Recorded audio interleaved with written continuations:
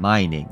A simple and monotonous sounding task that has somehow achieved one of the highest heights of status, being applied to many games as a side or main objective. Hit rock, gain material. It's something you've likely already done in some form or another in your gaming experience.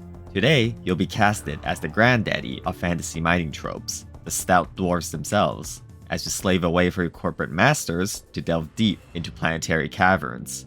Suit up and settle down as we break down the very rock and stone of Deep Rock Galactic. Deep Rock Galactic, by developer Ghost Ship Games, is a cooperative horde shooter that has been mated with the mechanics of survival resource gathering as you dig up materials, occasionally employing some light base building, and do all-around cave spelunking. Choosing one of 4 mechanically diverse classes, you and your group will be sent into procedurally generated caves to complete a required primary objective, along with an optional secondary goal for more rewards. Within these caves, you'll encounter environmental hazards, terrain to cross, creatures to subjugate, and the occasional surprise thrown in. Missions are structured in a way that utilizes the various different gameplay mechanics available, often through the cooperation of your class abilities.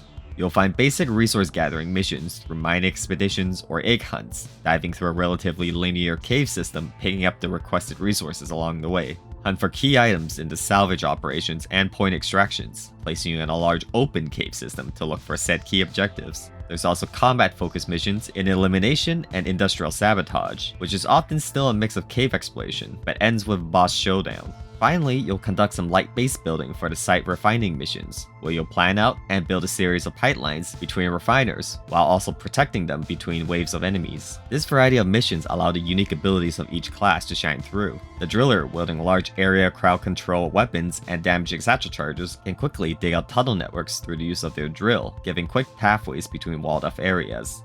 The engineer, with their more focused crowd control and turrets, can shoot platforms onto surfaces, creating footholds where are otherwise unavailable. The gunner's strong targeted damage-dealing weapons and bubble shield can create zip lines, giving easy path for your group over ravines and changes in elevation.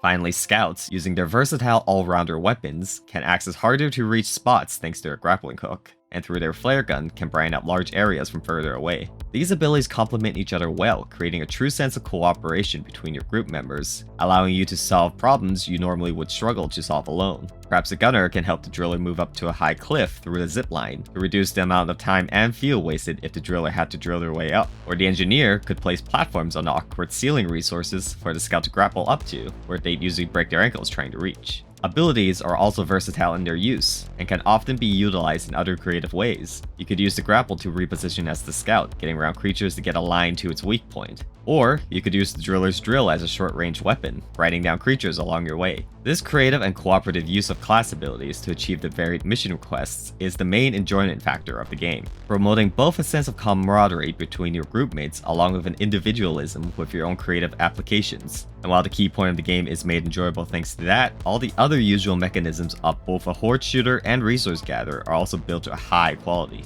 Weapons and their handling feel appropriate to their class. Big chunky weapons feel appropriately like heavy mining equipment when used. Guns with impact like shotguns fire with deliberate recoiling thunk, and even lighter weight weapons like pistols don't end up feeling like pea shooters as enemies pop, burn up, melt, or shatter to your weapons. Each class also has access to various unlockable weapons, letting them decide how they want to apply their role in the group, with guns that differ in their effect. A driller could choose to use their flamethrower to easily deny areas to cannon fodder enemies, or instead sacrifice damage to switch to their cryo cannon, freezing enemies for your allies to deal increased damage to. The scout can swap out their versatile assault rifle to a semi-automatic rifle instead, letting them chunk down elites by dealing massive damage to their weak points. Weapon application can be tuned even further through the modifications available to every weapon, allowing changes ranging from damage or ammo capacity increases to more major changes to effects like giving additional crowd control or increased ability to break through armor, or enemy penetration. The process of resource gathering is also well tuned to the experience. It doesn't take long to mine through materials, and the material veins themselves are generally not so large that you'll be stuck hitting the wall for too long of periods between treks. You'll get that immediate satisfaction of finding that material you're looking for, quickly excavate it, then move on to the next one. Getting to these materials is also satisfying, as almost all the terrain can be dug through. The game generally doesn't force you to take long periods of the mission tunneling your way through areas, but if you're in a pinch and need to reach a hard-to-reach resource, you always have the option of tunneling your way through the wall to it. It's always an amusing sight when instead of running all the way back to your escape pod at the end of every mission, your group decides to instead drill their way through the entire cave system straight towards it. Enemies are well varied, sometimes requiring appropriate strategy and cooperation to a combat. The basic creatures are easy to take out and aren't that dangerous alone, but if not kept under control can easily end up swarming you. There are also some upgraded versions of the basic foes, sporting increased health or range attacks that will occasionally be thrown at you.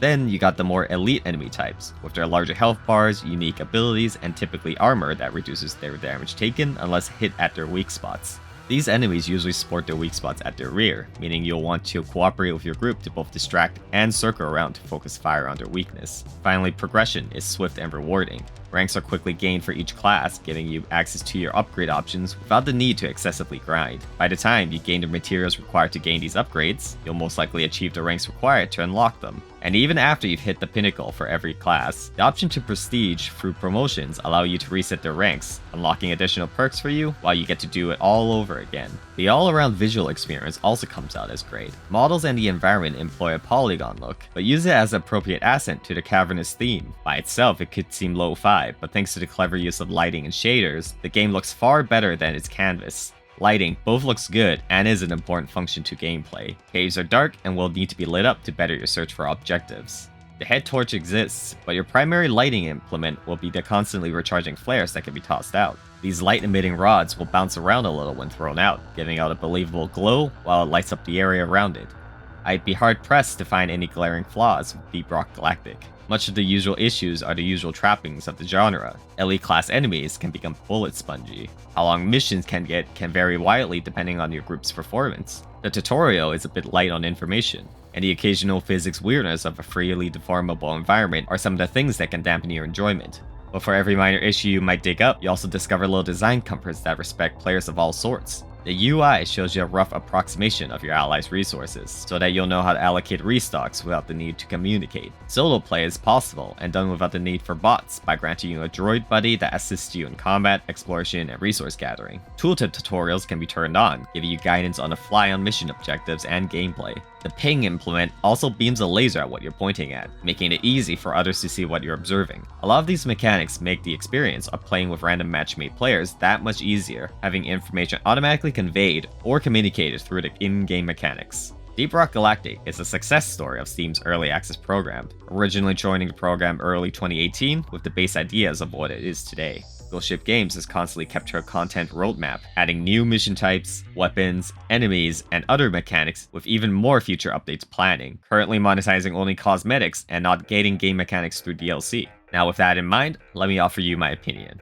Deep Rock Galactic is a strong experience of a cooperative horde shooter, thanks to the centralized gameplay of collecting resources, and includes many mechanics to support this idea. You work as a legitimately cooperative unit, supporting each other in sometimes creative ways to achieve the many varied objectives. This cooperativeness, however, is a key point for whenever or not you decide to give the game a go. Though there are solo play features available, this is a mainly cooperative multiplayer game, and your enjoyment will center around how much you like interacting with other players. If you love the idea of synergizing with your group through individual unique class mechanics, then this game is an easy recommendation for the genre. However, if you prefer a game where you are rewarded through good individual displays of skill, and you don't like needing to rely on others, then this is probably not for you. And that's all for today's video. If you enjoyed this kind of content, why not get subscribed down the corner to get notified when new videos pop up? And let me and everyone else know how you feel about the game through the comments down below. You can also join us on our Twitch channel at twitch.tv/secondop. That's second up with the number 2, where we demo games like this that you may have passed over or missed, streaming most days of the week. And most importantly, enjoy more games.